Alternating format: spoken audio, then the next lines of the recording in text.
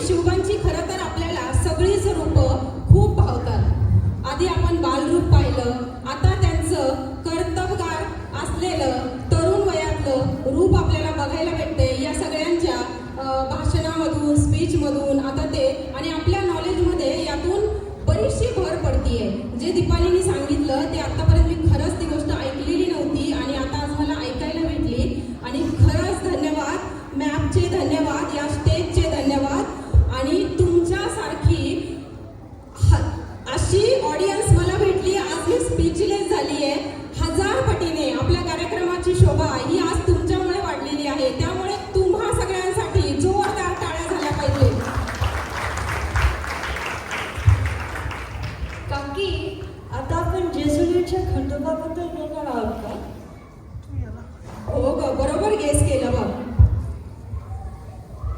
जेजुरीच्या गडावरचे खंडोबाचे मंदिर आणि मंदिराच्या प्रांगणात हळदीचा तो भंडारा अजूनही माझ्या डोळ्यासमोर येतो बघ.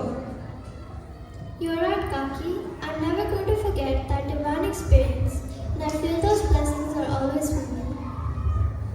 That's true, say. हिरव्या डोंगरावर पिवळा गंध आणि त्यात खंडरायाचं मंदिर. सुंदर असा एक्सपिरियन्स होता.